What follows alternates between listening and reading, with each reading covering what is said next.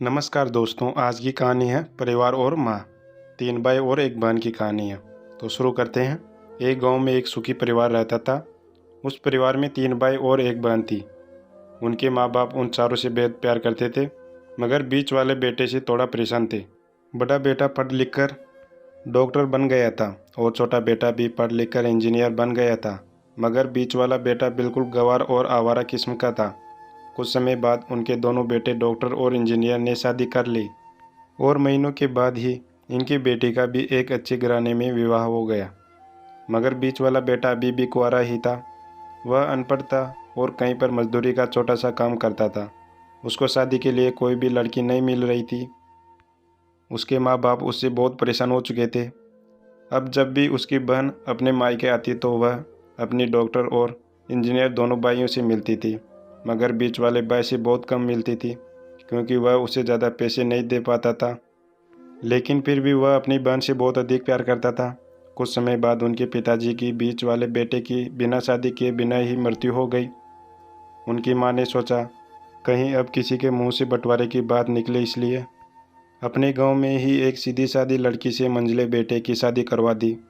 शादी होते ही न जाने क्या हुआ, अनपढ़ बेटा मन लगाकर काम करने लगा और पहले से कहीं ज़्यादा मेहनत भी करने लगा।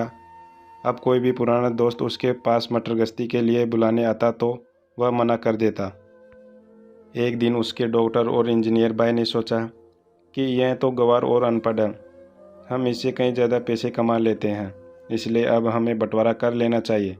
माँ के लाख मना करने के बाद भी दोनों बेटों ने बंटवारे की तारीख तय कर दी और उन्होंने अपनी बहन को भी बुला लिया।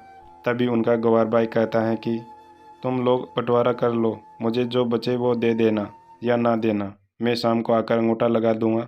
तभी उसकी बहन कहती है, अरे बेवकूफ़, तो हमेशा बेवकूफ़ ही रहेगा। ज़मीन का हिस्सा तो आमने सामने बैठकर होता है। और उसकी माँ भी उसे काम पर जाने से रोकती है।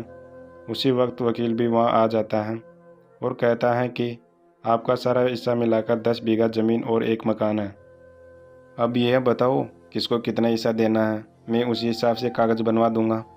तब गंवार भाई कहता है, वकील साहब, 5-5 बीघा ज़मीन हमारे दोनों भाइयों के नाम लिख दो और यह हमारा घर है, मेरी प्यारी बहन के नाम कर दो।